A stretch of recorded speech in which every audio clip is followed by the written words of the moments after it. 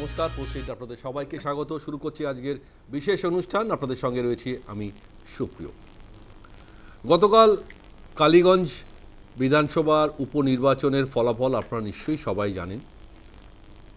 বিপুল মার্জিনে সেখানে তৃণমূল কংগ্রেস প্রার্থী আলিফা আহমেদ জিতে গিয়েছেন। কিন্তু এই জেতার পরেও একরাশ প্রশ্ন কিন্তু এখন ঘুরে বেড়াচ্ছে গোটা রাজ্য রাজনীতিতে। যদিও কালীগঞ্জ বিধানসভায় যদি একটু ডেমোগ্রাফি নিয়ে আমরা আলোচনা করি, আমরা জানি যে মোটামুটি সংখ্যালঘু অধ্যুষিত বিধানসভা কেন্দ্র হিসেবে পরিচিত এই কালীগঞ্জ। কিন্তু হিন্দু আর মুসলিম ভোটের পার্সেন্টেজ বিচারে যে পরিসংখ্যান বিজেপির তরফ থেকে দেওয়া হচ্ছে বা পাল্টা তৃণমূলের তরফ থেকে যেটা দাবি করা হচ্ছে যে কে কত পার্সেন্ট ভোট এই কালীগঞ্জ বিধানসভার উপনির্বাচনে পেয়েছেন। বিজেপির দাবি তারা এই উপনির্বাচনেও মুসলিম ভোটে তারা একটুও হয়তো সেখানে দাগ কাটতে পারেননি, কিন্তু হিন্দু ভোট তারা একত্রিত করতে পেরেছেন। বলা হচ্ছে প্রায় 73% হিন্দু ভোট তারা এই কালীগঞ্জের বিধানসভা উপনির্বাচনে পেয়েছেন।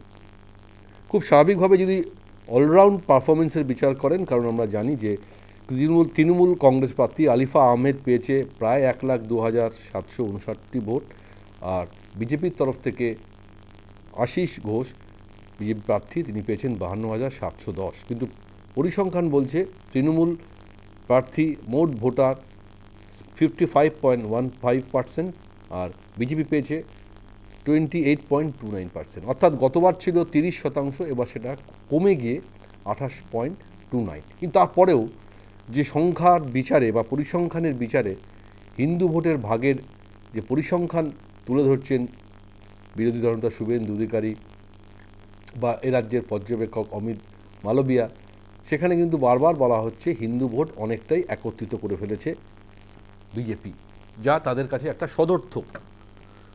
কিন্তু সত্যি কি তাই? এই হিন্দু ভোট বা মুসলিম ভোট বিচার করে আগামী 2026 বিধানসভা নির্বাচনের ফলাফল সত্যি কি কোথাও না কোথাও একটা ফারাক গড়ে দিতে পারে? কারণ আমরা জানি ইদানিং বাংলা রাজনীতিতে স্বাস্থ্য, শিক্ষা, কর্মসংস্থান এগুলো নিয়ে আলোচনা হওয়ার থেকেই বেশি যে বিষয় নিয়ে আলোচনা হয় সেটা হচ্ছে ধর্ম নিয়ে রাজনীতি, মেরুকরণের রাজনীতি।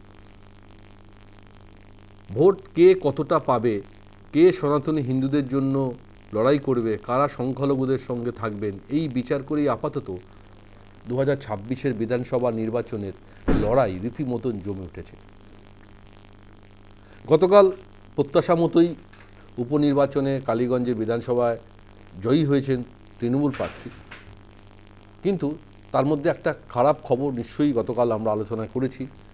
একটি বিজয় উল্লাস করতে গিয়ে তৃণমূল কর্মী সমর্থকদের বোমার আঘাতে একরত্তির একটি মেয়ে ক্লাস 4-এ পড়ে বছর 10-এর তামান্না খাতুন তার প্রাণ চলে গেছে, যা নিয়ে রীতিমতন রাজ্য রাজনীতি উত্তাল। এবং যে গ্রামে এই বিজয় উল্লাস করতে গিয়ে বোমা মারা হয়েছিল, ছোড়া হয়েছিল, সেটা সিপিএম কংগ্রেস সমর্থিত গ্রাম হিসাবে পরিচিত। কেন এই একটি ছোট্ট মেয়ের প্রাণ চলে গেল? কেন তার দায় এখনও কেউ নিতে পারছে না? মুখ্যমন্ত্রী শোক প্রকাশ করেছেন, মুখ্যমন্ত্রী বলেছেন যে দুষ্কৃতীদের বিরুদ্ধে কড়া আইনি ব্যবস্থা নেওয়া হবে, কিন্তু এখনও সেই পরিবারের শোকের ছায়া এখনও কাটেনি। হাহাকার। তারা ন্যায্য বিচার চেয়ে তারা পুলিশের কাছে গেছেন, পুলিশে ডায়েরি করেছেন, 4 জনকে ধরাও হয়েছে। কিন্তু সত্যি যারা ধরা পড়েছেন তারা কি আসল অপরাধী, সেই প্রশ্নও ঘুরে ফেরা হচ্ছে। আমরা আলোচনা করব সব কিছু নিয়ে আজকে কালীগঞ্জ বিধানসভা উপনির্বাচনের ফলাফল নিয়ে। তার আগে আমি আলাপ করে দেবো আমার সঙ্গে যারা উপস্থিত অতিথি দিয়েছেন তাদেরকে। আমার সঙ্গে বাদিকে রয়েছেন তৃণমূল কংগ্রেসের তরফ থেকে কর্মী সমর্থক দেবব্রত রায়। দেবব্রত, আপনাকে স্বাগত। আমার সঙ্গে রয়েছেন সিপিআইয়ের মুখপাত্র রিতেশ বসাক। রিতেশ, আপনাকে স্বাগত। বাইরে থেকে রয়েছেন বিজেপির মুখপাত্র স্নেহায়ন সরকার। স্নেহায়ন, আপনাকে স্বাগত। রয়েছেন রাজনৈতিক বিশ্লেষক অধ্যাপক প্রদীপ চট্টোপাধ্যায়। প্রদীপদা, আপনাকেও স্বাগত। যে বিষয়টা আমি আলোচনা করব, প্রদীপদা কিছুটা ইন্ট্রোতে আমি আমার বলার চেষ্টা করলাম যে আমরা পরবর্তীকালে আসবো গতকালের ইনসিডেন্টটা নিয়ে, কিন্তু তার আগে একটু আমরা কালীগঞ্জ বিধানসভা উপনির্বাচনের ফলাফল নিয়ে যদি একটু অ্যানালিসিস করি বা আলোচনা করি, যেখানে বারবার সেই হিন্দু আর মুসলিম ভোট এটা নিয়েই এখনও আমাদের আলোচনার বিষয়বস্তু হয়ে যাচ্ছে, যেখানে বারবার বলা হচ্ছে বিজেপির তরফ থেকে যে হিন্দু বহুল যে বুথগুলো রয়েছেন তার মধ্যে 109টার মধ্যে 108টা বুথেই বিজেপি এগিয়েছিল, এবং পরিসংখ্যান বলছে যে 2021, 2024 সেই নিরিখে যদি তারা পরিসংখ্যান দেখান তাহলে বলা হচ্ছে 2025-এর এই উপনির্বাচনেও হিন্দু ভোট প্রায় 73% তারা পেয়েছে। অর্থাৎ এক কথা তারা হিন্দু ভোটকে কোথাও না কোথাও একত্রিত করতে পেরেছেন। এবং এই বিষয়টাও আসছে যে 294টা আসনের মধ্যে হিন্দু সংখ্যাগরিষ্ঠ বিধানসভাগুলো প্রায় 220টি আসনের মতো পড়ে। সেখানে যদি হিন্দু ভোট একত্রিত হয় তাহলে 2026-এ পরিবর্তন আসবেই, এরকম একটা দাবি বিজেপির তরফ থেকে করা হচ্ছে। আমরা জানি যে এ রাজ্যে মুসলিম ভোট পরিসংখ্যান যেটা বলছেন পার্সেন্টেজ প্রায় 27% সংখ্যালঘুদের ভোট রয়েছে, বাকি অবশ্যই হিন্দু ভোট রয়েছে এবং বাকিটা অন্যান্য জাতিদের জন্য ভোট রয়েছে, ধর্মের মানুষরা রয়েছে। কিন্তু যে পরিসংখ্যান সামনে তুলে ধরা হচ্ছে এই মুহূর্তে আমরা বারবার আলোচনা করি যে আমাদের আলোচনা বিষয়বস্তু হয়ে যায় সনাতন হিন্দু বনাম মুসলিম, মন্দির বনাম মসজিদ। অর্থাৎ কোথাও এই মেরুকরণের রাজনীতি আজ বাংলার রাজনীতির বুকে এমনভাবে প্রবেশ করেছে আমরা সব কিছু ভুলে যাই, এখন শুধু ভোটের রাজনীতির জন্য ধর্মকে আমরা আঁকড়ে রাখি। কোথাও কি এই পরিসংখ্যান, কোথাও কি এই বিষয় এখন মানুষের মধ্যে ধীরে ধীরে প্রবেশ করছে যে হিন্দু বনাম মুসলিম এই যে ডিভাইডেড বিষয়টা সামনে চলে আসছে, যেটা আগামী দিন 2026-এ একটা বড় পার্থক্য করে দিতে পারে। বর্তমান প্রেক্ষাপট কি সে কথাই বলছে বারবার? প্রদীপদা, প্রথমেই বলি যে বিজেপি এই উপনির্বাচনে জেতার আশা তারা করেন। তারা চেয়েছিল যে উপনির্বাচনে হিন্দু ভোটের কনসলিডেশন হচ্ছে কিনা, এবং তারা সেটা বলতে পারছে যে 73% ওখানের যারা হিন্দু ভোট তাদের দিয়েছে। কিন্তু এখানেই কোথাও একটা ফারাক আসছে যে কেন্দ্রীয় বিজেপি নেতৃত্ব কি বলে গেছেন আর রাজ্য বিজেপি নেতৃত্ব কোথায় পড়ে আছেন। যখন প্রধানমন্ত্রী মোদী আসছেন তিনি কি কি বিষয়গুলো আলোকিত করলেন নির্বাচনী সভা নয় কিন্তু মোটামুটি বলা যায় প্রাক নির্বাচনী সভায় সবকটাই ছিল ডেভেলপমেন্টের বিষয়, মানে প্রশাসনের গাফিলতি কোথায় কোথায় আছে, দুর্নীতি বা এগুলো। সাধারণ মানুষ অবশ্যই তৃণমূল কংগ্রেসের সরকারের থেকে নিষ্কৃতি চায়, কিন্তু কোথায় যাবে সেটা করতে গেলে প্রধান বিরোধী দলকে যে ইস্যুগুলো নিয়ে সাধারণ মানুষের, আপনি একটু আগে বললেন স্বাস্থ্য, শিক্ষা, কর্মসংস্থান, সেগুলো নিয়ে তারা কতটা কি আন্দোলন করছে এবং সেখানে তৃণমূল কংগ্রেসকে কতটা কোণঠাসা করতে পারছে, সেই লড়াইটা কোথায়, সেই লড়াইটায় আমার মনে হয়েছে রাজ্য বিজেপি নেতৃত্ব খুব একটা উৎসুক নয়। কারণ সেই লড়াইটা করতে গেলে তাদেরকে শুধু হিন্দু ভোটের কনসলিডেশন নিয়ে ভাবলে বা সেটা নিয়ে আলোচনা করলে হবে না। আমার তো মনে হচ্ছে কোথাও গিয়ে 26-এর আগেই বিজেপি খানিকটা হেরে বসে আছে। তার কারণ তারা যত বেশি হিন্দু কনসলিডেশনের কথা বলবেন, আজকে সংখ্যালঘু যেখানে সংখ্যাগরিষ্ঠ ভোট সংখ্যা রয়েছে কালীগঞ্জের মতো আসন, সেখানে হিন্দু কনসলিডেশন এক, আর যেখানে হিন্দুরাই সংখ্যাগরিষ্ঠ ভোটারদের মধ্যে সেখানে হিন্দু কনসলিডেশন করতে পারাটা আরেক জিনিস। সেইখানে হিন্দু ভোটের কনসলিডেশন করতে গেলে কিন্তু শুধু ধর্মর ভিত্তিতে হবে না, সেখানে কিন্তু বিরোধী দলকে মানুষ যাচাই করে নেবে তারা কতটা, এই যে এতগুলো ইস্যু পরপর 21-এর পর থেকে এসেছে এবং 26 আসতে চলেছে, কতটা তারা সেই সবকটা ইস্যু নিয়ে তারা রাজ্য সরকারকে একেবারে চাপে ফেলে, যেরকম আমরা দেখেছিলাম সিঙ্গুর ইস্যুতে মমতা বন্দ্যোপাধ্যায় মানে বামফ্রন্ট সরকারকে প্রায় বাধ্য করেছিল আলোচনার টেবিলে বসার জন্য অনশন করে রাজ্যপালের হস্তক্ষেপে, সেরকমটা কোথায় করলো? এত 5 বছরে একটা ইস্যুতেও আমরা সেরকম দেখলাম না। সবকটাই কোর্ট মনিটরড ইস্যু হচ্ছে এবং কোর্ট কোনো যথাযথ কনক্লুসিভ রায় দিতে পারছে না। ফলে সাধারণ মানুষ তারা কোথাও গিয়ে বুঝতেই পারছে না যে আসল কালপ্রিটটা কে। এবং তৃণমূল কংগ্রেস এই জায়গাতেই বেরিয়ে যাচ্ছে। যতই মানুষের মনে মানে ঘৃণা থাকুক বা একটা আশা থাকুক যে হ্যাঁ এটা পরিবর্তন হোক, কিন্তু কোথাও গিয়ে আমি বলবো যে ধর্ম নিয়ে যখন রাজ্যর বিজেপি নেতৃত্ব বেশি কথা বলছে, তখন কেন্দ্রীয় বিজেপি যারা অন্যান্য রাজ্যেও ভোট করায়, তারা হয়তো কোথাও গিয়ে উন্নয়ন, প্রশাসনিক গাফিলতি এগুলোর ওপরেই বেশি জোর দিচ্ছে। এই জায়গাটায় কোথাও একটা ফারাক থাকছে। এবং আগামী দিনে 26-এর বিধানসভা নির্বাচনের আগে আমার মনে হয় এটা তো ওয়েক আপ কল। একটা কথা বলে শেষ করব, যে কদিন ধরে আমরা শুনতে পাচ্ছিলাম একটা হয়তো নতুন দল হতে যাচ্ছে, ঠিক হিন্দু ঠিক জাগরণ মঞ্চ বা কিছু, কিন্তু সেটাতেও জল ঢেলে দেওয়া হয়েছে। এবং যাকে নিয়ে এই কথা বলছিলেন তিনিই জল ঢেলে দিয়েছেন, বলছেন যে বিজেপি দলটাই যথেষ্ট পরিবর্তন আনার। কিন্তু বিজেপি দলটা যদি যথেষ্ট হয়, তাহলে বিজেপি কিভাবে জেতা আসন হরিয়ানায় কংগ্রেসের থেকে ছিনিয়ে আনছে, আপের থেকে দিল্লির আসন কিভাবে ছিনিয়ে আনছে, সেখানে কি তারা ধর্ম নিয়ে বেশি মাতামাতি করছে, না সেখানে তারা গভর্নেন্সের বিষয়গুলোকে সামনে আনছে? এটা দেখে এই রাজ্য বিজেপি যদি এখনো তাদের ঘুম না ভাঙে, তাহলে তারা ওইটুকু নিয়েই আনন্দ থাকবে যে গতবারের তুলনায় এবার হিন্দু ভোটার আমাদের বেশি ভোট দিয়েছে। রাজ্যবাসী কিন্তু তাদের কাছ থেকে সেটুকু আশা করে না। ঠিক রাজ্যবাসী তাদের কাছ থেকে বিকল্প প্রশাসন, ঠিক বিকল্প সরকার আশা ঠিক করে। আমি সরাসরি জন্য প্রশ্ন রাখবো স্নেহানের কাছে। স্নেহান যখন প্রধানমন্ত্রী আসেন বাংলায় বা দেশের স্বরাষ্ট্রমন্ত্রী আসেন, বারবার দুর্নীতি আর এ রাজ্যের শাসক দলের অপশাসন নিয়ে প্রশ্ন তোলেন, কিন্তু তারা ধর্মের রাজনীতি নিয়ে কখনো বলেন না। কিন্তু আমি জানি না বঙ্গ বিজেপি বারবার কেন এখানে সনাতনী হিন্দু আর বনাম মুসলিম ভোট ভাগ করার চেষ্টা করে।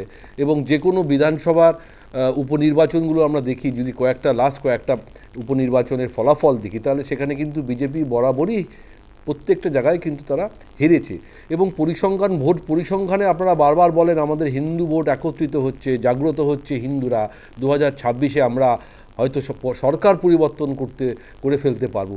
শুধুমাত্র কি এই হিন্দু ভোট একত্রিত করলেই বাংলায় বিজেপি শাসকের আসনে আসতে পারবে? এবং এর সঙ্গে যে বিষয়গুলো আমি অ্যাড করবো, যেটা কিছুটা প্রদীপদা বলার চেষ্টা করবো, যেটা আমিও বলছিলাম, যে স্বাস্থ্য, শিক্ষা, কর্মসংস্থান, মূল্যবৃদ্ধি, যেগুলো শাসকের বিরুদ্ধে যাওয়া উচিত, শুধুমাত্র দুর্নীতি অপশাসনকে সামনে রেখে তৃণমূলের মতন একটা সাংগঠনিক দল, যাদের প্রচণ্ড শক্তি রয়েছে সাংগঠনিক দল হিসাবে, তাদেরকে পরাজিত করা কি সম্ভব? না শুধুমাত্র একটাই তাস, সনাতনী হিন্দু বনাম সংখ্যালঘু? কীভাবে দেখছেন স্নেহান? না, দেখুন সুপ্রিয়, আমার পূর্ববর্তী বক্তা প্রদীপ হয়তো হিন্দু ভোট কনসলিডেশন নিয়ে কোথাও একটা আপত্তি আছে, কিন্তু বিষয়টা হচ্ছে বিরোধী দলের কাজটা কি। বিরোধী দলের কাজটা হচ্ছে গিয়ে যদি যদি শিক্ষা, স্বাস্থ্য, কর্মসংস্থান, পরিকাঠামো উন্নয়ন, যেখানে যেখানে গাফিলতি থাকে বা কোথাও যদি কোনো দুর্নীতি হয়ে থাকে, কোথাও যদি কোথাও অন্যায় হয়ে থাকে, কোথাও যদি কোথাও অত্যাচার হয়ে থাকে, তার প্রতিবাদ করা, সেইটাকে নিয়ে মানুষের সামনে নিয়ে যাওয়া। তো সেই রেসপেক্টে দাঁড়িয়ে আপনাকে এটা দেখতে হবে যে আজকে আমাদের এই পার্টিকুলারলি হিন্দু সম্প্রদায় নিয়ে বা সনাতনী হিন্দুদের নিয়ে কথা কেন বলতে হচ্ছে, কারণ এই রাজ্যেই মুর্শিদাবাদ হয়েছে, এই রাজ্যেই মালদা হয়েছে, এই রাজ্যেই মেটিয়াপুরুষ হয়েছে, এবং এই রাজ্যে তৃণমূলের শাসন এটা বারবার প্রমাণিত হয়েছে, যেখানে যেখানে হিন্দুরা সংখ্যালঘু হয়ে গেছে সেখানে সেখানে তাদের উপর আক্রমণ হয়েছে। তাই জন্য এই এই আন্দোলনটা বা এই কথাটা আমাদের বলতে হয়েছে। এবং আজকে যখন দেখুন শিক্ষা ক্ষেত্রে দুর্নীতি, স্বাস্থ্যে বেহাল অবস্থা, নারীদের নিরাপত্তা, আইন শৃঙ্খলা, সবকিছু যেরকম ইম্পর্টেন্ট, তার সাথে সাথে কিন্তু ক্রমাগত বেড়ে চলা হিন্দুদের উপর আক্রমণটাও ইম্পর্টেন্ট। এবার আমি বলি এই যে ক্রমাগত যে বাকি যে বিষয়গুলো আছে, এই বিষয়গুলো নিয়ে বিরোধী দল সে যখন সরকার করতে চায়, সে তো তার একটা পরিকল্পনা দেয়, সেটা তো পূর্ণাঙ্গ পরিকল্পনা আপনারা ধরে নিন যখন ইস্তেহার বেরোবে তখন পাবেন। কিন্তু এই যাবৎকালে আমরা ধরে নিন আমাদের সোশ্যাল ওয়েলফেয়ার স্কিমসে আমাদের কি চিন্তা ভাবনা, অন্নপূর্ণা ভান্ডারের মতো আমরা দিয়েছি। আমরা এটাও বলেছি যে আমরা ক্ষমতায় এলে প্রতি বছর এসএসসি হবে। আমরা কর্মসংস্থানের দাবি করেছি যে এই রাজ্যে শিল্প ফিরিয়ে আনতে হবে, শিল্প মানে ভারী শিল্প ফিরিয়ে আনতে হবে। কিন্তু এর সাথে সাথে আমাদেরকে এটাও দেখতে হবে যে হিন্দুদের যে সিকিউরিটিটা, যেটা কিন্তু কোথাও কিন্তু মানে হিন্দুদের সিকিউরিটিটা কিন্তু কোথাও বিঘ্ন ঘটে, যেটা কিন্তু কেউ অস্বীকার করতে পারবে না, সেটাও কিন্তু দিতে হবে। এবার আমি বলি যে কালীগঞ্জের নির্বাচন হিন্দু ভোটের যে কনসলিডেশনের কথা বলা হচ্ছে, আমরা দেখুন খুব উচ্ছ্বসিত তা না, কিন্তু বিষয় হচ্ছে যে কনসলিডেশনটা হয়েছে, মানে ধরে দিন প্রায় 72 বা 73% মতো, বিগত জেনারেল ইলেকশনে এইরকম কনসলিডেশন দেখা যায়নি কোথাও, এটা হয়েছে। তার পেছনে দেখুন একটা দলের তো রাজনৈতিক দলের স্ট্র্যাটেজি থাকে, তার তো একটা কোর ভোট ব্যাংক থাকে। সেই কোর ভোট ব্যাংককে অ্যাড্রেস করাটা কোনো মানে ভুল বিষয় না বা আনএথিক্যাল বিষয় না পার্লামেন্টারি ডেমোক্রেসি। কিন্তু আমি স্ট্র্যাটেজিক জিনিসটা ছেড়ে দিয়ে আমরা বলেছি যে আমরা মানুষকে বলেছি যে দেখুন আপনাদের হিন্দুদেরকে একত্রিত হতে হবে, না হলে আপনাদের আগামী দিনে পশ্চিমবাংলায় তৃণমূলের শাসনে বসবাস করাটা কিন্তু দুর্বিষহ হয়ে যাবে। মানুষ সেটা কোথাও একটা সাড়া দিয়েছে। যে দেখুন আজকে বাই ইলেকশনে যে ধরনের রেজাল্ট হয় আমাদের রাজ্যে, এবং তার অনেকগুলো কারণ আছে। কারণ দেখুন সরকার পরিবর্তন হয় না বাই ইলেকশনের মাধ্যমে, সেখানে মানুষের জীবন জীবিকা নির্ভর করে অনেক কারণে। কারণ অনেক মানুষের কিন্তু ব্যবসা পাতি অনেক কিছু বা হয়তো কর্পোরেশন পঞ্চায়েত সেইখানে হয়তো তারা একটা ঠিকাদারের আন্ডারে কাজ করে বা ওই 100 দিনের কাজ করে, তো তাদেরকে মানে সরকারের বিরুদ্ধে ভোট চলে গেলে সেইখানে কিন্তু তাদের পক্ষে একটা ডিফিকাল্টি আসতে পারে। এবং সর্বোপরি আপনি এটাও দেখুন যে মানে তাদের উপর আক্রমণ, কালকের ঘটনা তো মানে প্রমাণ করে দিয়েছে যে মানুষ বাই ইলেকশনে ভোট দিতে কি করে ভয় পায়। তো সেইখানে দাঁড়িয়ে ধরেন আমাদের বাই ইলেকশনে এমনি টোটাল পোল্ড ভোট কম হয়, সেই জায়গায় দাঁড়িয়েও যে কনসলিডেশনটা হয়েছে সেটা কিন্তু কোথাও একটা ইঙ্গিত দিচ্ছে। এবং তৃণমূলও চিন্তা ভাবনা করছে, কিন্তু তৃণমূল যদি চিন্তা ভাবনা না করতো আজকে সকালবেলা থেকে এত পোস্ট না আমরা সবার ভোট পেয়েছি এই এই এই মানে জবাবদিহিটা করতে কিন্তু তৃণমূলকে বেরোতে হতো না। কারণ তৃণমূলও কিন্তু জানে যে তারা কোথাও একটা হিন্দু ভোটটা কিন্তু তারা হারিয়েছে, তারা ক্রমাগত তাদের যে স্টান্স সেটা কিন্তু মানুষকে বা হিন্দু ভোটারদেরকে তাদের বিরুদ্ধে নিয়ে গেছে। এবং আমি বলি আমাদের যে এই মানে কত পার্সেন্ট পড়েছে কত পার্সেন্ট হচ্ছে সেই হিসাব ছেড়ে দিই, ওইখানে 109টা ছিল হিন্দু অধ্যুষিত ভোট, তার মধ্যে 108টাতে বিজেপি লিড নিয়েছে, এক একটাতে আনপ্রেসিডেন্টেড 80%। মানে আপনি ভাবুন এক একটা বাই ইলেকশনে এক একটা বুথে হিন্দু প্রভাবিত ভোটে বিজেপি 80%-এর কাছাকাছি ভোট পেয়েছে। এই ভোটটা কনসলিডেট হচ্ছে কি একটাই কারণে, বিজেপি একমাত্র দল যারা বারবার সনাতনী হিন্দুদের হয়ে কথা বলছে, সেই কারণেই বলছেন। দুটো রিজন আছে, একটা তো যেটা আপনি বললেন সুপ্রিয়তা ডেফিনেটলি সেটা, দ্বিতীয়ত মানুষ এটা বুঝছে যেখানে ধরে নিন সনাতনীরা কমে যাচ্ছে, সনাতনীদের সংখ্যা কমে যাচ্ছে, সেখানে তাদের উপর আক্রমণ হচ্ছে। এবং এটা হচ্ছে গিয়ে প্রশাসনিক মদতে আক্রমণ হচ্ছে। মানে যখন ধরে নিন মুর্শিদাবাদে হরগোবিন্দ দাস বা চন্দন দাস খুন হচ্ছে 4 ঘন্টা পুলিশ পৌঁছাচ্ছে না, মেটিয়াবুরুজে থানার পাশে তুলসী মঞ্চ ভাঙা হচ্ছে। তো সরাসরি প্রশাসনিক মদতে যখন এই ধরনের আক্রমণ চলছে, মানুষ তার নিজের সিকিউরিটির কথা ভাবছে। এবং মানুষ এটাও দেখছে যে যখন বিজেপি হারছে, যেখানে বিজেপি হারছে সেখানে হিন্দুদের উপর আক্রমণ বাড়ছে। তার ফলস্বরূপ মানুষ কোথাও যদি কনসলিডেটেড হয় সেটা তো মানুষেরও ভুল না, বা বিজেপি যদি এই ইস্যুটাকে তুলে ধরতাম বিজেপিরও তো ভুল না। বেশ বেশ বেশ সেখানে পরে আমি আসবো। আমি দেবব্রতের কাছে, দেবব্রতদা বারবার বলা হয় বা বিরোধীরা বলে যে সংখ্যালঘুদের তোষণ করে তৃণমূল দল, এবং সংখ্যালঘুদের যে 27% ভোট সেটা ম্যাক্সিমামটাই তৃণমূলের দিকে যায়, এবং যে কারণে যে কোনো বিধানসভা নির্বাচনে একটা ফ্যাক্টর হয়ে যায়। সেখানে বিজেপি লাস্টবারও যেমন বলেছিল আগলি বার 200 পার, সেটা কিন্তু সেখানে আটকে গিয়েছিল, যেখানে বারবার আমরা দেখেছি যে সংখ্যালঘু তাসটা বরাবরই তৃণমূল দলের পক্ষে খেটে যায়। কিন্তু এখন বর্তমানে যে রাজ্যের পরিস্থিতি, এবং যেখানে বারবার বিরোধী দল বিশেষ করে বিজেপি আপনাদের বিরুদ্ধে অভিযোগ করেন যে সনাতনী হিন্দুদের প্রতি আপনাদের কোথাও একটা জায়গা তৈরি হয়েছে যেখানে আপনারা বারবার সেই সংখ্যালঘু হিন্দুদের উপর আক্রমণ নেমে আসছে, এটা কি শুধুমাত্র সংখ্যালঘুদের ভোট আরও কনসলিডেট করার জন্য, না কোথাও আপনার মনে হচ্ছেন যেখানে তৃণমূল দল একটা শাসক দল যারা 3বারের এই রাজ্যে বাংলায় শাসন করছেন, 2026-এ আরও একটা নির্বাচন আসছে, এই যে হিন্দু ভোট একত্রিত করার বিষয় বারবার বিজেপি সামনে নিয়ে আসছে, কোথাও কি এবার মনে হচ্ছে যে তৃণমূলের কাছে একটা কোথাও একটা আশঙ্কার জায়গা, উদ্বেগের জায়গা, সেখান থেকেই আবার আপনারা অন্য কোনো স্ট্র্যাটেজি নিয়ে সামনে নিয়ে আসছেন? দেখুন সংখ্যা তত্ত্বটা দেখতে হবে, বুঝলেন। সংখ্যা তত্ত্ব যদি আপনি দেখেন, এখন দেখুন মাধ্যমিক পরীক্ষা নিশ্চয়ই স্নেহায়ন দিয়েছে, মাধ্যমিক পরীক্ষায় ওয়ার্ক এডুকেশন বলে একটা সাবজেক্ট ছিল, শুধু তো ওয়ার্ক এডুকেশনে পাস করলে মাধ্যমিক first division second division star পাওয়া যায় না, সব বিষয়ে ভালো নাম্বার করতে হয়। কারণ হয়তো ওয়ার্ক এডুকেশনে ভালো রেজাল্ট করেছে, ওই জন্য স্নেহায়নের এই সনাতনী সেই সনাতনী হিন্দু নেতা, আমি নতুন নতুন এই ভাষাগুলো টার্মগুলো জানতে আমার জানা নেই। সনাতনী হিন্দু কাকে আমি হিন্দু বলেই জানি, সনাতনী হিন্দু হিন্দু এগুলো আমার জানার বাইরে, আমি জানিও না, আর আমার নতুন করে জানার ইচ্ছেও নেই। আমরা মানুষ বলে মনে করি, ভোটার বলে মনে করি পশ্চিমবঙ্গের মানুষকে। এখন দেখুন 14 মাস আগে একটা নির্বাচন হয়েছিল, জেনারেল ইলেকশন, সেখানে 47% ভোট তৃণমূল কংগ্রেস পেয়েছিল, 31.67% বিজেপি পেয়েছিল, এবং 18% বাম কংগ্রেস জোট। আপনি লোকসভা নির্বাচনের কথা বলছেন? হ্যাঁ, ঠিক 14 মাস আগে বলছিলাম, ঠিক 14 মাস পরে আবার বাই ইলেকশন হলো, সেখানে দেখা গেল 55.15% পেল তৃণমূল কংগ্রেস, মানে 47, মানে প্রায় 8%, 7%-এর ওপর কম বেশি ভোট বেড়ে গেল। ঠিক আছে, সিমিলারলি বিজেপি ছিল 30%, বিজেপি 28.29 ছিল, সেখান থেকে হয়ে গেল 31.67, 3%-এর ওপর ভোট কমে গেল। মোটামুটি বাম কংগ্রেস একটা 2-1% এদিক ওদিক ভোটটা ধরে রেখেছে।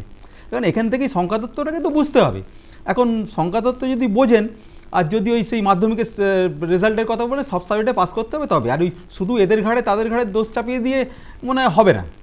আর যাই হোক, এই যে অনেকগুলো কথা শুনলাম, দুর্নীতি, নিরাপত্তা, আইন শৃঙ্খলা, জাতিদাঙ্গা ইত্যাদি ইত্যাদি বলে গেল, কিন্তু বাস্তবে কি জানেন তো, বিজেপি তো কোনোদিন পশ্চিমবঙ্গে ক্ষমতায় আসেনি।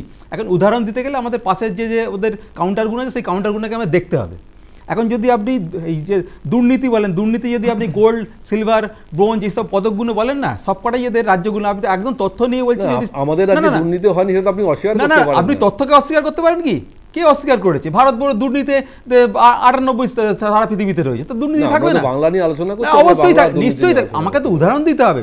এখন যদি বলছি তো, দুর্নীতিতে গোল্ড মেডেল কে পেয়েছে? মহারাষ্ট্র। কাদের সরকার? দুর্নীতিতে সিলভার মেডেল যদি থাকে, কারা পেয়েছে? রাজস্থান। দুর্নীতিতে যদি ব্রোঞ্জ পদক পায়, কারা পেয়েছে? সেটা হচ্ছে আপনার উত্তরপ্রদেশ। এখানে দেখা যাচ্ছে 4 নম্বর তেলেঙ্গানা। আর পশ্চিমবঙ্গে নিশ্চয়ই পাবেন, খুঁজে লাস্টের দিকে পাবেন। সেটা এই যে পরিসংখ্যানের বর্তমান পরিসংখ্যান কি এক আপনার মনে হয়? নিশ্চয়ই ডেটা কথা বলে যে পরিসংখ্যান রয়েছে। এখন যদি নতুন ডেটা কেউ খুঁজে ব্যাকে ডেটাগুলো খুঁজে বার করুন, নিশ্চয়ই পাবেন। আমার গুগল রয়েছে, ইলন মাস্কের আমাদের রাজ্যে বর্তমানে আপনি হোম ডিপার্টমেন্টের তথ্য রয়েছে, রাশন বলুন, মিড ডে মিল বলুন, 100 দিনের কাজ বলুন, সবেতেই তো দুর্নীতি। সব জায়গায় তো আপনারা আটকে দিচ্ছেন। একদম ঠিক কথা ভাই। 100 দিনের কাজ, 100 দিনের কাজ দেখুন না সারা ভারতবর্ষে কি হচ্ছে। গুজরাটের মন্ত্রীর ছেলে ধরা পড়ছে, অ্যাকচুয়ালি উত্তরপ্রদেশ সব থেকে বেশি জব কার্ড রয়েছে, আমরা দেখতে পাচ্ছি। কিন্তু কেন্দ্রীয় সরকার আপনারা কি মানবেন না? মানে দুর্নীতি হচ্ছে মানবেন না? দুর্নীতি হচ্ছে, ঠিক আছে, দুর্নীতি হলো, মানুষ আমাদের ভোট দিচ্ছে, আমরা জিতে আসবো, দেখুন জনতা জনার্দনকে কোন অস্বীকার। দেখুন একটা কিন্তু অভিযোগ কেউ আসছে না যে এই ছাপ্পা মেরেছে, ওই ওম করেছে, তোমকে এই অভিযোগগুলো আর আসছে না।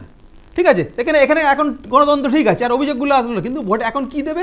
ওই ওরা ভোট দেয়নি, তারা ভোট দেয়নি, 27% সনাতনী হিন্দুদের ভোট একত্রিত হচ্ছে, এটা নিয়ে আপনারা কোনো উদ্বেগ নেই, আশঙ্কা নেই আপনাদের? শুনুন, আমরা ওইভাবে ভোটকে দেখি না কোনো জাতিগত। আমরা পশ্চিমবঙ্গের 11 কোটি 12 কোটি মানুষকে মানুষ হিসেবে দেখি, পশ্চিমবঙ্গের বাসী হিসেবে দেখি।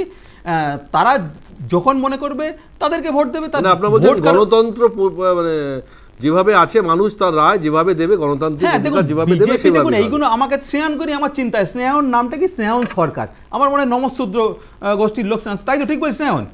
এখন এই বিজেপি দেখুন, আমরা দেখতে না বলছি, ব্যক্তিগত আক্রমণ করছি না ভাই, করছি না, তোমরা করাচ্ছ। তোমরা এই ভাগাভাগিগুলো তৈরি করছো, দেখলাম তারা নিচু তাদেরকে নেড়া করে। আমার চিন্তা হচ্ছে তোমাকে নিয়ে ভাই, তুমি খুব ভালো ছেলে, তুমি দারুণ ছেলে, তোমরা করছো এই ভাগাভাগি। ভোটার বলো, এখানে আমরা নিশ্চয়ই একটা দল, না আমার তোমাকে নিয়ে চিন্তা হচ্ছে। দেবব্রত আমি একটা কথা বলি, বেশ আমি একটা কথা বলি, দেবব্রত আমি একটা কথা বলি, এখানে আপনি একটা দলের রিপ্রেজেন্টেটিভ, স্নেহার একটা দলের রিপ্রেজেন্টেটিভ। এখানে কে কার জাতি, ধর্ম, বর্ণ, আমরা এটা নিয়ে আলোচনা করবো না। না দেবব্রত, আমি এখানে আপনাকে থামাচ্ছি। এখানে আমরা যে স্নেহান এক মিনিট, আমি এখানে বলি যে এখানে আমরা একটা দলের রিপ্রেজেন্টেশন নিয়ে আপনাদের দেখেছি, কে কোন জাতি, কোন ধর্ম, কোন বর্ণ। আপনারা তো সারা দেখুন, মানে টিভি খুললে দেখতে পাচ্ছি ইন্ডিভিজুয়ালি কেউ কাউকে নিয়ে এটা বলা, আমার মনে হয় একটা লাইভ শোতে আমার মনে হয় এটা গ্রহণযোগ্য না। উদাহরণ আপনি এবার দিতে পারেন না, দেবব্রত এবার দিতে পারেন না। আপনি দলকে বলতে পারেন, কিন্তু ইন্ডিভিজুয়ালি কাউকে এটা বলতে পারেন না। এটা আমি আপনাকে বারণ করবো, এটা বলবেন না। সেটা কিন্তু দেখুন, আমরা তো দেখতে পাচ্ছি, সারা ভারত জুড়ে দেখতে পাচ্ছি। দেখুন তার দুজন দলিতকে কি করা হয়েছে, তাদেরকে কি ব্যবহার করা হয়েছে। সময় নেই আমাকে যেতে দেখা যেতে হবে। এই হঠাৎ করে এখন আমাদের এই রাজনীতির একটা এমন অধ্যায় সামনে চলে এসছে যেখানে ধর্ম সবার আগে, বাকি সব কিছু পিছনে চলে গেছে। এই দিন আমাদের কি আগে কখনো দেখতে হয়েছে বলে আমার তো মনে পড়ছে না, যেখানে সনাতনী হিন্দু বনাম মুসলিমদের কে কত % ভোট নিয়ে এগিয়ে আছে, পিছিয়ে আছে, সেই আলোচনা আমাদের করতে হচ্ছে। তো এটাই কি আসল বাংলার ছবি এই মুহূর্তে? দেখো, এই মুহূর্তে দাঁড়িয়ে পশ্চিমবঙ্গের বুকে অঘোষিতভাবে একটা কম্পিটিটিভ কমিউনালিজম চলছে, অর্থাৎ প্রতিযোগিতামূলক মৌলবাদের ব্যবস্থা চলছে। এই প্রতিযোগিতামূলক মৌলবাদ কখনো একটা একটা ধর্মের মৌলবাদের উপরে দাঁড়িয়ে থাকে না। অপর একটি ধর্মের মৌলবাদীরা যদি তাকে ইন্ধন না দেয় ততক্ষণ অবধি সেই মৌলবাদী পরিস্ফুটিত হয় না। এইটা হচ্ছে মৌলবাদের মূল, ফ্যাসিজমের মূল শক্তিটা। এইখানে দাঁড়িয়ে তুমি এতক্ষণ ধরে আমরা যা আলোচনা করলাম সেটাই হচ্ছে এটা ধর্মকে ভিত্তি করে ধর্মের ভাগাভাগিতে আলোচনা করলাম। আমরা মানুষের কথা বললাম না, আমরা 26,000 ভোটের 26,000 যে চাকরি প্রার্থী যারা চাকরি হারিয়েছে তাদের বিষয়গুলো নিয়ে আমরা আলোচনায় এলামই না। এবং আরও বেশি এলাম না এই কারণেই যে 3.23% কালীগঞ্জে বামেদের ভোট বেড়েছে বলে তার জন্য বামেদের একজন তরতাজা তরুণ মানে একটা বাচ্চা মেয়েকে প্রাণ হারাতে হয়। হরগোবিন্দ দাসকে কেন প্রাণ হারাতে হয়? কেননা মৌলবাদের প্রধান শত্রু হচ্ছে বামেরা, এবং এই মৌলবাদীরা সবসময় চায় বাম শক্তিকে কি করে দমিয়ে রাখা যায়, কেননা বাম শক্তিকে যত দমিয়ে রাখা যাবে তত বেশি মৌলবাদীদের কাজ করতে আরও সুবিধা হবে এবং মানুষের ওপরে যে আগ্রাসন, এই যে ধর্মীয় আগ্রাসনটাকে বজায় রাখা যাবে। এইটা হচ্ছে সবচেয়ে বেশি মূল জায়গাটা। এবং আরেকটা জিনিস যেটা দেখবে তুমি যে এই কালকে যে দুর্ভাগ্যজনক ঘটনা ঘটেছে তারপরে দাঁড়িয়েও কিন্তু ওই মেয়েটির মা মেরুদণ্ড সোজা করে বলছে হ্যাঁ আমাদের উপরে বোম চার্জ করা হয়েছে এই কারণেই যে আমরা বামপন্থী আন্দোলন করি, আমরা বামপন্থার সাথে আছি। আমি তো সেই বামপন্থাকে স্যালুট জানাই যে বামপন্থা ওখানে দাঁড়িয়ে মানে বুলেটের সামনেই হোক আর সকেট বোমের সামনেই হোক দাঁড়িয়ে মেরুদণ্ড সোজা করে বলতে পারে যে হ্যাঁ আমরা বামপন্থী। এবং আসল এই শাসক এবং শাসক বিরোধী যে শক্তি বিজেপি রয়েছে তারা দুজনেই এই মেরুদণ্ডটাকে ভয় পায়, এবং তার জন্যই কিন্তু সবচেয়ে আগে আক্রমণ হয় হরগোবিন্দ দাস হোক, সে হচ্ছে যে এই তামান্না হোক, অথবা তুমি আসিফ খান এবং মইদুল মিদ্দার কথাই বলো আর সুদীপ্ত গুপ্তের কথাই বলো। তার জন্য বামপন্থাকে মানুষ এখনও মনে প্রাণে বামপন্থাকে মেনে রেখে দিয়েছে, কিন্তু অসুবিধাটা হচ্ছে যেটা যে ভোট ট্রান্সফার হতে হতে হতে হতে বিজেপির দিকে গেছে। বিজেপি যখন প্রথম শুরু করেছিল তখন তার শুধুমাত্র মানে 8% মতো একটা ভোট ছিল, যেটা হচ্ছে 2016-তে দাঁড়িয়ে। সেইখান থেকে আস্তে আস্তে আস্তে আস্তে ভোট ট্রান্সফার হয়েছে। ট্রান্সফারটা কেন হয়? ট্রান্সফারটা এই নয় যে নেতারা বলে দিয়েছে যে তুমি অমুককে গিয়ে ভোট দিয়ে আসো তার জন্য ট্রান্সফার হয় না। মানুষ মনে করছিল যে হ্যাঁ তৃণমূলকে আটকাতে গেলে এই মুহূর্তে দাঁড়িয়ে, অথবা তৃণমূলের অত্যাচারের হাত থেকে বাঁচবার জন্য এই মুহূর্তে দাঁড়িয়ে আমরা বিজেপির সাথে থাকি, কেননা বিজেপি কেন্দ্রের একটা সরকারের মধ্যে রয়েছে এবং আমাদেরকে কিছু সেফগার্ড দিতে পারবে। এই কারণে দাঁড়িয়ে কিন্তু অবভিয়াসলি এখন তো দেখতে পাচ্ছে যে জনৈক অভিষেক ব্যানার্জির টিকি ধরা যাচ্ছে না, কালীঘাটের কাকুর কণ্ঠস্বরের আওয়াজ খুঁজে পাওয়া যাচ্ছে না। এমনকি অভয়ার প্রশ্নে দাঁড়িয়ে সেই তদন্তকারী সংস্থার সর্বোচ্চ যিনি দায়িত্বপ্রাপ্ত রয়েছেন তিনিও এখনো বলতে পারছেন না যে অভয়ার মৃত্যু কিভাবে হয়েছে। আয়দার সেটার ক্ষেত্রে যদি বলে যে বলুক, সিবিআই পরিষ্কার দাঁড়িয়ে বলুক যে আমরা কোনো প্রমাণ পাইনি। বিজেপিকে বোঝায় না। আপনি বলতে জানেন যে কেন্দ্রীয় সরকার দ্বারা পরিচালিত কোনদিন আপনি দেখেছেন যে বিজেপি সিবিআই দপ্তর ওই সিজিও কমপ্লেক্সে গিয়ে আন্দোলন করে বলেছে যে অভয়ার মৃত্যুর ক্ষেত্রে সিবিআই কে অবিলম্বে জবাব দিতে হবে? সুপ্রিম কোর্টের নজরদারিতে তদন্ত। অনেকগুলো পার্টিনাল প্রশ্ন সামনে এসে গেল, কিন্তু তার আগে ছোট্ট একটা বিজ্ঞাপন বিরতি নিতে হবে। আমি ফিরে সব বক্তাদের আবার আলোচনায় আমরা ফিরবো, তবে সঙ্গে থাকুন, ফিরে আসছি। তবে এই আলোচনার মধ্যে আজকে আরও একটা বিষয় বিধানসভা মুখ্যমন্ত্রী মমতা বন্দ্যোপাধ্যায় তুলে দিয়েছেন, সেটা হচ্ছে যে বিজেপি শাসিত রাজ্যে বাঙালিদের হেনস্থা করা হচ্ছে। এটা আজকে প্রথম নয়, এর আগেও বেশ কয়েকটা ইস্যুতে তিনি বলেছেন, বারবার বলেছেন। আজকে বলেছেন যে উত্তর দিনাজপুরে ইটাহারে প্রায় 300 জন বাঙালিকে আটক করে রাখা হয়েছিল বেশ কিছু কারণে, কারণ তারা বাংলা ভাষায় কথা বলেন। আমি জানি না আমাদের সঙ্গে যদি স্নেহায়ন থাকে, আমি প্রথম প্রশ্ন স্নেহায়নের কাছে রাখবো। স্নেহায়ন, শোনা যাচ্ছে? আচ্ছা, আমি আলোচনায় ফিরবো। আমি সরাসরি প্রদীপদার কাছে জানবো। প্রদীপদা, এই যে আরও একটা বিষয় সামনে আসছে যে ভিন রাজ্যে, বিশেষ করে যেখানে বিজেপি শাসিত রাজ্য, সেখানে নাকি বাঙালিদের বিরুদ্ধে এই ধরনের আচরণ করা হচ্ছে, হেনস্থা করা হচ্ছে। এটা বারবার মমতা বন্দ্যোপাধ্যায় বিভিন্নভাবে মত প্রকাশ করেছেন এবং তার প্রতিবাদ করছেন এবং বিজেপিকে নিশানা করছেন। এটাও কি আবার একটা কোনো রাজনীতির একটা অঙ্গ হিসেবে বাংলা রাজনীতিতে কোনো একটা পার্ট চলে আসতে পারে? এই বাঙালিকে হেনস্থা বা বাংলা ভাষায় কথা বললেই তাদেরকে আটকে রাখো, তাদেরকে ফেরত পাঠিয়ে দাও, পুশব্যাক করো, বলা হচ্ছে ম্যাক্সিমাম যে তারা ওপার বাংলার লোক, প্রপার তাদের ডকুমেন্টেশন নেই। প্রদীপদা। একদমই সুপ্রিয়দা, আপনি খুবই সঠিকভাবে বললেন যে এটা আসলে একটা রাজনৈতিক কৌশল। রাজনৈতিক কৌশলটা কি, সেটা হচ্ছে ওই সার্বিক বঞ্চনার যে কথাবার্তাগুলো বলা হচ্ছে, যে টাকা পাওয়া যাচ্ছে না বা কেন্দ্রীয় সরকার টাকা দিচ্ছে না, এই যে বঞ্চনার অভিযোগ, তার সঙ্গে জুড়ে দেওয়া হচ্ছে হেনস্থার অভিযোগ। এবং যেভাবে বিজেপি চাইছে হিন্দু ভোট কনসলিডেশন করতে, সেরকম ভাবে এই বাঙালি পরিচিতির যে আবেগ, এটাকে বাঙালি অস্মিতা বলা হয়, এই বাঙালি অস্মিতার যে আবেগ, সেই আবেগকে দিয়ে টোটাল বাঙালি ভোটটাকে কনসেন্ট্রেশন করার কথা বলা হচ্ছে, হিন্দু মুসলিম নির্বিশেষে। ফলে এইটে হচ্ছে তৃণমূল কংগ্রেসের পাল্টা কৌশল হিন্দু ভোট কনসলিডেশনের বিজেপির কৌশলের ক্ষেত্রে। এবং এইখানে তৃণমূল কংগ্রেস কিন্তু খুব সুন্দরভাবে এটা করছে। তার কারণ অবশ্যই মানে স্ট্র্যাটেজিক্যালি মমতা ব্যানার্জির ধারে কাছে বিরোধী দলনেতা এখন নেই, বা বিরোধী বিজেপিও করতে পারছে না। তার কৌশলগুলো দেখুন, যখন বঞ্চনার কৌশল হচ্ছিল, হাইকোর্টে ধাক্কা খেলো, 100 দিনের কাজের টাকা দিতে বাধ্য হচ্ছে। এবং এরপরে দেখা যাচ্ছে কি গত কয়েকদিন ধরে, যে বাংলা ভাষায় কথা বললে বাঙালি হিসাবে বিজেপি শাসিত রাজ্যে হেনস্থা।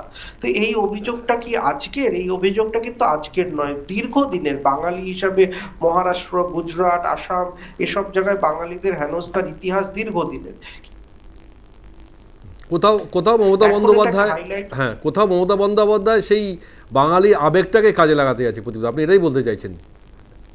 রাজনৈতিক কৌশল। আমি স্নেহার কাছে জানবো, স্নেহা, যে অভিযোগ বারবার উঠছে, আজকে মমতা বন্দ্যোপাধ্যায় বিধানসভা থেকে সেই প্রশ্ন আরও একবার উস্কে দিয়েছে, যে বিজেপি শাসিত রাজ্যে বারবার বাঙালিদের হেনস্থা হতে হচ্ছে, বাংলায় কথা বললে তাদেরকে হেনস্থা হতে হচ্ছে, তাদেরকে প্রশ্ন করছে, তাদের ডকুমেন্টেশন নিয়ে প্রশ্ন হচ্ছে, কাউকে আবার পুশব্যাক করিয়ে দেওয়া হচ্ছে। কোথাও মনে হয় না এটা এই বঙ্গ রাজনীতিতে, যেহেতু আমরা বাঙালি সেন্টিমেন্ট নিয়ে কাজ করি, যেটা কিন্তু বিজেপি সনাতনী হিন্দুদের কথা বললেও মমতা বন্দ্যোপাধ্যায় কিন্তু পাল্টা তার স্ট্র্যাটেজি তৈরি করেছেন এই বাঙালি সেন্টিমেন্ট, এটা কোথাও পিছিয়ে পড়ছে? দেখুন, প্রথম কথা হচ্ছে গিয়ে যে একই অস্ত্র বারবার কাজ করে না। মমতা ব্যানার্জিও কি প্রদীপ বাবু যতই চেষ্টা করুক, ওই অস্ত্র 21-এ কাজ করে গেছিল, 26-এ আর কাজ করবে না। বিষয়টি হচ্ছে গিয়ে যে এই ঘটনা কোথায় হয়েছে, যেটা এক্সাম্পল বলার চেষ্টা করা হচ্ছে মহারাষ্ট্রে, সেটা হচ্ছে গিয়ে সেইখানে যারা বাংলাদেশি ইলিগাল ইমিগ্রেন্টস আছে তাদের ধরার একটা প্রক্রিয়া চলছে। সেখানে 12 জন ছিল যারা সঠিক ডকুমেন্ট দেখাতে পারেনি, তাই জন্য তাদেরকে ডিপোর্ট করে দেওয়া হয়, পরবর্তী সময় তাদেরকে আবার ফিরিয়েও আনা হয়। বিষয়টা হচ্ছে গিয়ে যে এই ইলিগাল ইমিগ্রেন্টস গুলো কোথা থেকে আসছে? বাংলাদেশ থেকে তো আর মহারাষ্ট্রে ঢুকতে পারছে না, তাহলে বাংলাদেশ থেকে পশ্চিমবাংলা হয়েই তো এরা ঢুকছে। তো বারংবার এই পশ্চিমবাংলা দিয়ে কি করে ঢুকছে বললে এখনই তৃণমূল কংগ্রেস বলবে যে বিএসএফ ওদের ওরা কি করছে। আমরা বারংবার, সেটা রাজনৈতিক মঞ্চ হোক, সেটা পার্লামেন্ট হোক, কিংবা সেই রাজ্য সরকারকে চিঠি দিয়ে হোক, আমরা বারবার বলেছি 500 কিলোমিটারের মতো যেখানে আনফেন্স পড়ে আছে, সেই জায়গায় জমিটা আমাদেরকে দিয়ে দিতে, যাতে এই পুরোপুরি না করা গেলে এই ইলিগাল ইমিগ্রেন্টস এর সমস্যা কিন্তু মেটানো যাবে না। কিন্তু তাহলে তৃণমূল কংগ্রেস বারংবার ধরে এই জায়গাটাকে কেন আটকে রেখে দিয়েছে? কেন বারংবার ধরে? আপনি দেখুন, আজকে এখনো তো আমাদের এইবারে সেন্সাসটা হয়নি, কদিন পরে হবে বলে আপনি দেখবেন 2011, আমি বেশি পূর্বে যাচ্ছি না, 2011 থেকে কারেন্ট সময় সীমান্তবর্তী জেলাগুলো ডেমোগ্রাফি কি করে চেঞ্জ হয়ে যাচ্ছে সুপ্রিয়দা? ঠিক কি করে এই জায়গাগুলোতে হিন্দুদের পার্সেন্টেজ কমে আসছে বারংবার ধরে। এবং আমি আপনাকে এটাও বলছি, এটা তো আপনার দেখা গেছে যে বাংলাদেশে যে সরকার বিরোধী আন্দোলনে যে লিটন দাস, আমি নামটা খুব ভুল না করি, যে লিটন দাস পার্টিসিপেট করছে দক্ষিণ 24 পরগনায়, দক্ষিণ 24 পরগনায় তৃণমূলের কর্মী, এটা বারংবার কি করে হচ্ছে? কি করে তৃণমূলের বিধানসভার আসছি হ্যাঁ, বিষয়টা হচ্ছে প্রতিবার ইলিগাল ইমিগ্রেশন পাওয়া যাচ্ছে, সেই ইলিগাল ইমিগ্রেশনের সাথে তৃণমূলের সম্পর্ক দেখা যাচ্ছে। এবং আমি আরেকটা কথা বলি, এই তৃণমূলের বাঙালি কার্ড আর বার খেলা যাবে না। যারা বাঙালির কথা বলছে তারা বাঙালির হোমল্যান্ড পশ্চিমবাংলা, সেই পশ্চিমবাংলার যেদিন সৃষ্টি হয়েছিল, সেই পশ্চিমবাংলার দিবস এই 20 জানুয়ারি 1947-কে অসম্মান করে, তাই সেই ইতিহাসকে স্বীকার করতে চায় না। তারা আর বেশি দিন এই বাঙালি পড়ে যাবে, এবং বাঙালি আড়ালে তাদের এই বারংবার দুর্নীতি, তাদের নারী নির্যাতন, হিন্দুদের উপর অত্যাচার, এটা বারবার করে বাঙালি জবাব দিন। আপনারা বারবার বাঙালি সেন্টিমেন্ট করছেন, কিন্তু উপর বাংলা থেকে বহিরাগতরা ঢুকে পড়ছে না। কারণ দেখুন এরা কিরকম, প্রথম টার্মে 18টা সিট পেল, সেকেন্ড টার্মে পেল 12টা সিট, কিন্তু একটাও কপালে একটা পূর্ণমন্ত্রী জুটলো না। মানে এর অবজ্ঞাটা সঙ্গে কবে পূর্ণমন্ত্রীর কি সম্পর্ক? নিশ্চয়ই সম্পর্ক আছে, অবশ্যই আছে। যে প্রসঙ্গটা আছে আমি সেই প্রসঙ্গ সেটা উত্তর দিই। অবশ্যই আছে। বাংলাকে বঞ্চনা এরা প্রতিনিয়ত করে। এদের বিজয় বর্গী বলে যারা চিড়ে খায় তারা নাকি বাংলাদেশি, আর বাঙালি চিড়ে খেলে বাংলাদেশি হয়ে যায়। তোমরা বলবে আমরা গিয়ে দেখবেন এই বাজারে কালী মন্দির বাজার ওখানে দিল্লিতে, ওখানে গিয়ে বলে মাছ বন্ধ করে দাও, মাঝখানে তারা সই হিন্দু না। এইগুলো শুনে এগুলো হচ্ছে উদাহরণ। তার জন্য বলছি না, দেখুন গুজরাটে যদি গুজরাট অস্মিতা ঠিক হয়, বাংলাতে বাংলা অস্মিতা ঠিক হতে পারে। অস্বীকার করছেন আমাদের যে সীমান্ত হ্যাঁ এই জায়গাটা এই যে ওপার বাংলা থেকে যদি কেউ ঢুকে পড়ে আমাদের দেশে, এবং তারা যদি আজকে ভারতবর্ষের বিভিন্ন জায়গায় ছড়িয়ে পড়ে আর সেখানে যদি স্বরাষ্ট্রমন্ত্রী তাদেরকে আটকায়, তাদেরকে পুশব্যাক করে, অন্যায় কোথায়? সে বাংলা ভাষায় কথা বললে সে তো এই কয়েকদিন আগে বিরোধী দলনেতা বলল 1.5 কোটি রোহিঙ্গা বাংলাদেশ থেকে এসে ঢুকে, একদম অন ট্র্যাক কথা আছে, দরকার পড়ে আমি শুনিয়ে দেবো। আবার কয়েকদিন আগে বলল 1 কোটি রোহিঙ্গা বাংলাদেশ থেকে এসে ঢুকে পড়েছে। সো রোহিঙ্গা কারা, তারা কোথায় থাকে, তাদের তো এগুলো জানতে হবে। তারা ওই রাখাইন প্রদেশ থেকে আসে, একটা মানে রাষ্ট্রহীন জাতি, তাদের সাথে মায়ানমারে তারা থাকে, মায়ানমারের সাথে আমাদের পশ্চিমবঙ্গের কোনো সীমানা নেই। তত্ত্ব যেটা বলছে সারা পৃথিবীতে, সারা ভালো করে শুনে রাখুন, স্নেহানো শুনে রাখুক, দরকার পড়লে আমার সাথে 1:1 চ্যালেঞ্জ করো, সারা পৃথিবীতে 20 লক্ষ মাত্র রোহিঙ্গা রয়েছে, 20 লক্ষ। তার মধ্যে খুব বেশি হলে ম্যাক্সিমাম 4 থেকে 5 লক্ষ রোহিঙ্গা আমাদের ভারতবর্ষে। এটা একটা কিন্তু মিথ্যাচার। এই মিথ্যাচার সার্বভৌমত্ব নষ্ট হতে পারে, ডেমোক্রেসি নষ্ট হতে পারে। প্রমাণ করতে হবে আজকে 1 কোটি রোহিঙ্গা কোথা থেকে ঢুকেছে, না ওটাকে বলতে হবে। এই প্রপাগান্ডা এগুলো চলবে না। এই যে এক্ষুনি বললো অন্নপূর্ণা ভান্ডার, অন্নপূর্ণা কোথায় দাও ভাই? দেখা যায় যে এরকম একটা উদাহরণ আপনাদের দলেই আছে, তারা যদি এসে পড়ে সেটাকে হ্যাঁ এবার ওই জায়গা থেকে আসছি। এই যে উদাহরণ, ওই যে প্রশাসনের পাশাপাশি যে ছেলেটার নাম বলা হলো, যে ছেলেটার নাম বলো, সে 2000 সালে তখন কাদের সরকার ছিল, সে কোন স্কুলে পড়তো সেটাও তো দেখতে হবে। যে স্কুলে পড়তো তার সেখানে ডকুমেন্টস রয়েছে। এখন সেখান থেকে এরা বারে বারে বলছে ইলিগাল ইমিগ্রেশন, এদের দল তো অর্ধেক খালি হয়ে যাবে। ইলিগাল নাম শুরু করি আবার সেই বাঙালি সেন্টিমেন্ট, যে সেন্টিমেন্ট নিয়ে কোথাও না কোথাও ভোটের রাজনীতি। এবং প্রদীপদা কিছুটা অ্যানালিসিস করার চেষ্টা করলো যে কেন এই মুহূর্তে মমতা বন্দ্যোপাধ্যায় পাল্টা তাস হিসাবে এটাকে ব্যবহার করছে। দেখো, মমতা ব্যানার্জি পাল্টা তাস হিসেবে ব্যবহার করছে না বিজেপি করছে, সেটা আমাদেরকে দেখতে হবে। কেননা এই কারণে দেখতে হবে যে বহরমপুর, মুর্শিদাবাদ এই অঞ্চলের অধিকাংশ ছেলে মেয়েদের হাতে বাই বন্ড জরির কাজ করার একটা সুন্দর একটা কৌশল তাদের হেরিডিটারি চলে। এবং এরা বিভিন্ন সে গুজরাট বলো, দিল্লি বলো বা মহারাষ্ট্রে বলো, যেখানে এরা কাজের সন্ধানে এবং বেশি টাকার রোজের ওপরে দাঁড়িয়ে কিন্তু তারাই কাজটা পায়। তুমি দেখবে যাদেরকে টার্গেট করা হচ্ছে তাদের অধিকাংশই কিন্তু এই মুর্শিদাবাদ, বহরমপুর, এবং সেখানে দাঁড়িয়ে পরিকল্পিতভাবে দুর্ভাগ্যবশতই হোক আর সৌভাগ্যবশতই হোক তাদের ধর্মে কিন্তু তারা মুসলিম।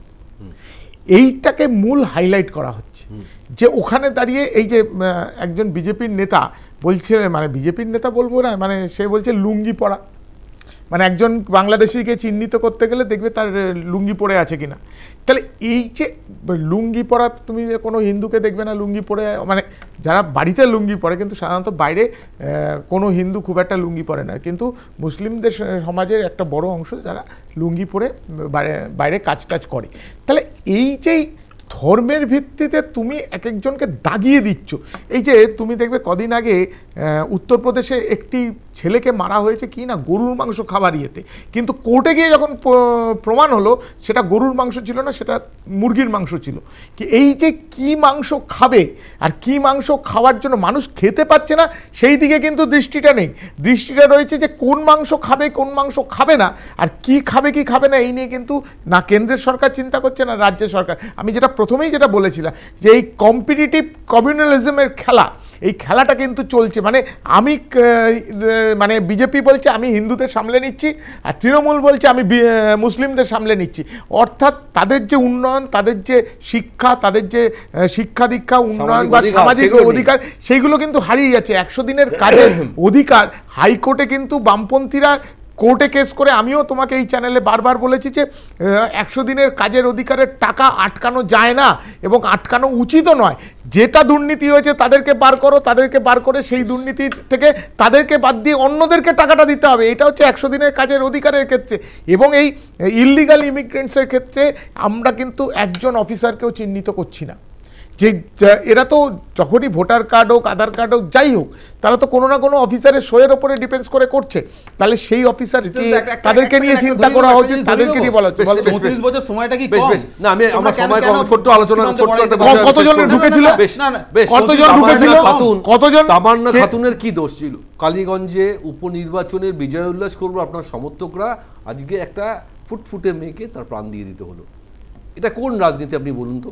আজকে তার পরিবার কান্নায় ভেঙে পড়েছে, সে ছবি তোকে দেখা যায় না, এতটাই কষ্টদায়ক, বেদনাদায়ক।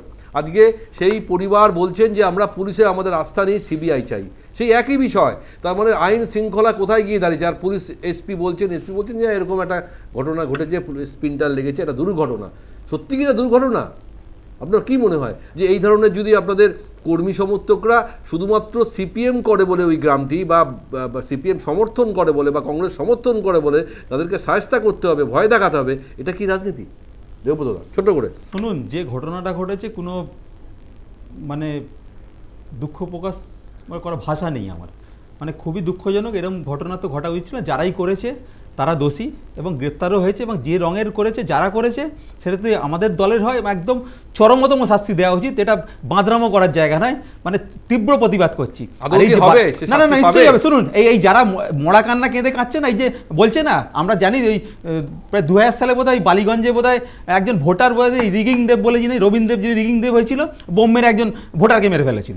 তারা তাদের এইসব মরা কান্না না না না কোনো দিচ্ছি না। আমি তো বারবার বলছি যারা করেছে একদম চিহ্নিত করা কি করেছে, না না তারা সেটা দিয়ে এটা জাস্টিফাই হচ্ছে না, সেটা দিয়ে এটা জাস্টিফাই হচ্ছে। আবার বলছি যে যা করিয়াছে বেশ করিয়াছে, এটা হচ্ছে নক্কারজনক ঘটনা। যারা আছে, যে রঙের আছে,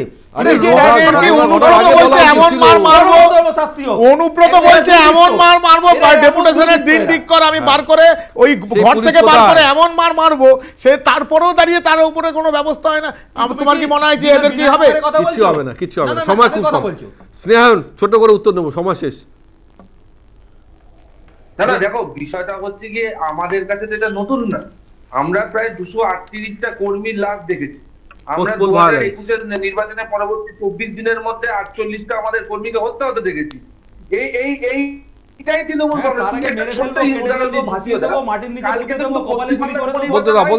চারটি রাজ্যের 5টি কেন্দ্রে উপনির্বাচন হয়েছে, কোথাও কোনো গন্ডগোলের খবর নেই, কোথাও কোনো গন্ডগোলের খবর নেই। তুমি কটা অভিযোগ আছে তুমি আমাকে বলো, কটা অভিযোগ এসছে অন্যান্য রাজ্য থেকে? হ্যাঁ, ভারত ভবন ঠিক আছে, এবার ভারত ভবন করা যাবে, এবার ভারত ভবন করা যাবে, এবার ভারত ভবন ঠিক আছে না, ভারত ভবন করতে হবে তো এবার। যে গ্রামটাকে সিপিএম আর কংগ্রেস ভোট পেয়েছে সেই গ্রামে বোম মারতে শুরু করে দিল কেন? বিরোধী রাজনীতি করা যাবে না, বিরোধী দলকে ভোট দেওয়া যাবে না, সোজা হিসেব। এই জিনিস বারবার এই যে প্রতিবাবুরা বলতে বাঙালি সেন্টিমেন্ট বারবারই বাঙালি বলে এই ধরনের রাজনৈতিক হিংসা, এই ধরনের মানুষের প্রাণ কেড়ে নেওয়া, এগুলোকে জাস্টিফাই করা যায়? না কি ভাবছেন যে প্রতিবার এই মানুষ ভুলে যাবে, সব ভুলে গিয়ে ভোটের সময় শুধু বলবে আমি একদম নো ভোট টু বিজেপি, একদম বিজেপি কে পশ্চিমবঙ্গে বেশ সময় নেই, একদম সময় নেই, সময় দেবব্রতদা বেশ শেষ করতে হবে, দেবব্রতদা শেষ করতে হবে। যাই হোক, যে কোনো মানুষের প্রাণহানি অত্যন্ত দুঃখজনক। আজকে কেন রাজনৈতিক হিংসা বা ভোট পরবর্তী হিংসার বলি হবে একটি ছোট্ট শিশু বা বালিকা, যাই বলুন? আজকে তার পরিবারের কি অবস্থা? মায়ের কোল খালি করে চলে গেল, সেই পরিবারে একটিমাত্র সন্তান এই মুহূর্তে। আজকে সেই পরিবার হাহাকার, কিভাবে পরবর্তী দিন তাদের চলবে সেটা নিয়ে তারা ভাবছেন। অর্থাৎ তিনি রাজনীতির থেকে অনেক দূরে, শতহস্ত দূরে, সত্ত্বেও একটি দুর্ঘটনা বা যা একটা এমন সিচুয়েশান তৈরি হলো যেখানে তাকে প্রাণ দিতে হলো। আমরা চাই না এই রাজনীতি আমরা দেখি যেখানে রক্ত ঝরবে, মানুষের প্রাণ চলে যাবে। সবটাই শান্তিপূর্ণভাবে হোক, গণতান্ত্রিক অধিকার মানুষ যেভাবে দেয় সেভাবে দিক। সেখানে কোনো জয় পরাজয়ের উপর নির্ভর করে কোনো মানুষের স্বাধীনতা বা গণতান্ত্রিক অধিকারকে কেড়ে নেওয়া যায় না। আমরা এটাই পরবর্তীকালে আশা করব, যাতে এই ধরনের সন্ত্রাস বা কোনো মানুষের প্রাণের বলি যেন আর না হয়। আমরা আজকে অনুষ্ঠান এখানেই শেষ করছি। উপস্থিত সমস্ত অতিথিদের অনেক ধন্যবাদ আমার সঙ্গে থাকার জন্য। আপনারা দেখতে থাকুন news time, any time, all the time.